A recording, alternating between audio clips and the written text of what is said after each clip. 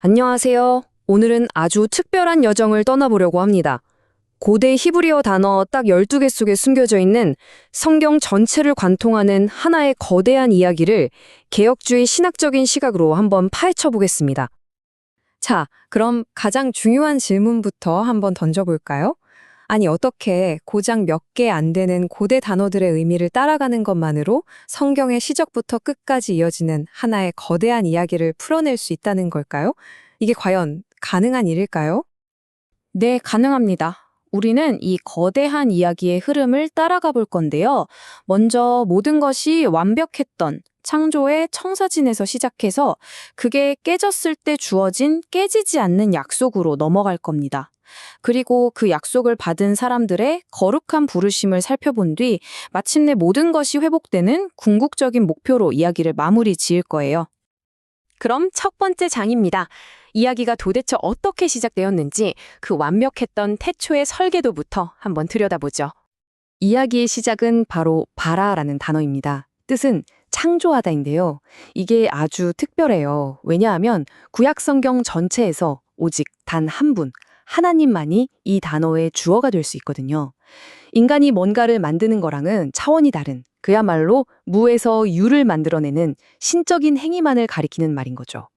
이 차이를 한번 보세요. 우리가 흔히 쓰는 만들다나 빚다, 즉 아사나 야차로는 이미 있는 재료로 뭔가를 만드는 거잖아요. 하지만 바라는 그런 게 아닙니다. 재료 자체가 없는 상태에서 존재 자체를 생겨나게 하는 그야말로 신의 영역인 거죠. 그렇게 창조된 세상에서 가장 특별한 존재, 바로 인간에게 주어진 이름이 있습니다. 첼렘, 바로 하나님의 형상이라는 뜻이죠. 이게 바로 인간의 독특한 지위를 설명하는 말인데 구체적으로 이게 뭘 의미하는 걸까요? 원전 자료에 따르면 크게 세 가지 의미가 있어요. 첫째, 우리는 하나님의 대리인, 즉 세상을 다스리는 통치자고요. 둘째, 하나님과 그리고 다른 사람들과 관계를 맺는 파트너입니다. 마지막으로 하나님의 좋은 성품을 세상에 보여주는 거울 같은 존재라는 거죠. 이 완벽한 청사진의 마무리는 바로 샤밧, 즉 안식입니다. 이 개념이 정말 흥미로운데요. 처음엔 창조를 기념하는 하루의 쉼이었는데 이게 점점 발전해서 이스라엘 백성을 위한 약속의 땅이 되고 마침내는 그리스도 안에서의 영적인 쉼, 그리고 영원한 안식이라는 궁극적인 약속으로까지 의미가 확장됩니다. 하지만 우리 모두 알다시피 그 완벽했던 청사진은 인간의 실수로 깨져버렸습니다. 자, 그럼 이야기는 여기서 끝일까요? 아닙니다. 이제 두 번째 장, 하나님의 놀라운 대응, 바로 깨지지 않는 약속으로 넘어가 보겠습니다. 이 약속의 심장부에는 하나님의 이름이 있습니다. 바로 야훼죠. 모세에게 직접 알려주신 이 이름은 단순히 신이라는 뜻이 아니에요. 나는 스스로 있는 자, 즉 약속을 반드시 지키기 위해 역사에 적극적으로 뛰어드는 그런 인격적인 하나님을 의미합니다. 이 약속이 어떻게 이루어지는지를 보여주는 중요한 그림이 바로 어린 양입니다. 이 주제는 출애굽 때 유월절 어린 양에서 시작해서 수백 년 뒤 이사야 선지자다 고난받는 종을 도수장으로 끌려가는 어린 양에 비유하면서 그 의미가 점점 더 깊어지죠. 그리고 또 수백 년의 시간이 흘러서 마침내 세례 요한이 나타나 예수님을 향해 외칩니다.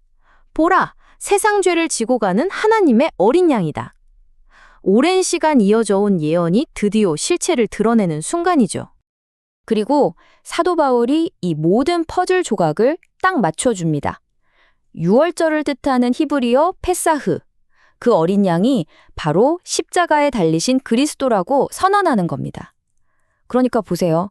이게 그냥 비슷한 이야기가 아니라 수백 년에 걸친 예고가 정확하게 성취되는 정말 엄청난 장면인 겁니다. 근데 이런 질문이 생기죠. 인간은 계속 약속을 어기는데 어떻게 이 구원 계획이 계속 이어질 수 있었을까요? 그 답이 바로 헤세드라는 단어에 있습니다. 이건 그냥 사랑이 아니에요. 상대방이 배신해도 결코 포기하지 않고 끝까지 약속을 지키는 그런 끈질기고 신실한 사랑을 의미합니다. 자, 이렇게 놀라운 구원의 약속을 받은 사람들은 그럼 어떻게 살아야 할까요? 이제 세 번째 장, 그들의 응답, 바로 거룩한 부르심에 대해 알아보겠습니다. 그들은 카도시, 즉 거룩한 백성이 되라는 부름을 받습니다. 거룩하다는 건 구별되었다는 뜻이에요. 첫째는 오직 하나님 한 분만을 위해 구별되고, 둘째는 세상의 방식과는 다른 기준으로 살아감으로써 구별되는 거죠. 내가 거룩하니 너희도 거룩하라는 말씀이 바로 그 핵심입니다. 그럼 구체적으로 어떻게 거룩하게 살까요? 그 첫 번째 의무가 바로 쉐마입니다. 이건 그냥 귀로 듣는다는 뜻이 아니에요. 듣고 마음으로 받아들이고 삶으로 순종하는 것까지 전부 포함하는 말이죠. 마치 고디구타에서 왕에게 충성을 맹세하듯 온 마음과 온 삶을 다한 헌신을 요구하는 겁니다. 그리고 그 헌신은 반드시 행동으로 드러나야 하는데요. 바로 미슈파트와 체다카입니다. 이 두 단어가 정말 중요해요. 미슈파트가 사회의 잘못된 구조, 예를 들면 불공정한 법 같은 걸 바로잡는 구조적인 정의라면, 체다카는 이웃과의 관계 속에서 정직하고 자비롭게 행하는 관계적인 의로움을 뜻합니다. 둘 다 있어야 진짜 거룩한 삶인 거죠. 하지만 역사는 보여주죠. 백성들은 결국 이 거룩한 삶을 살아내는 데 실패합니다. 이야기는 또다시 위기를 맞는데요. 그래서 마침내 이야기의 마지막 장, 모든 것을 되돌리는 하나님의 궁극적인 목표가 등장합니다. 이 완전한 회복의 열쇠는 바로 루아흐입니다. 영, 바람, 호흡으로 번역되는 이 단어는 하나님의 생명력을 뜻해요. 선지자들은 바로 이 루아흐가 사람들 마음속에 직접 들어와서 돌 같은 마음을 부드럽게 바꾸고 순종할 수 있는 힘을 주실 거라고 예언했습니다. 외부의 율법이 아니라 내면으로부터의 변화를 약속한 거죠. 그렇게 모든 것이 회복된 최종 상태, 이 이야기의 최종 목적지를 가리키는 단어가 바로 샬롬입니다. 우리가 흔히 평화라고 번역하지만 그건 일부에 불과해요.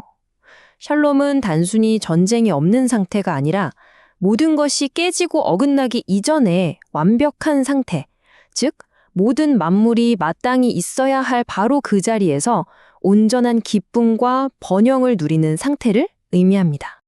자, 이제 한번 보세요.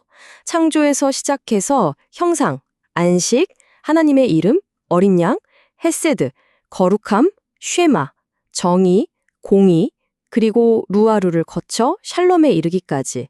이 12개의 단어들은 제각각 다른 이야기를 하는 게 아니었습니다. 초원부터 끝까지 단 하나의 이야기를 하고 있었던 겁니다. 네, 분석 자료는 바로 이 점을 강조합니다.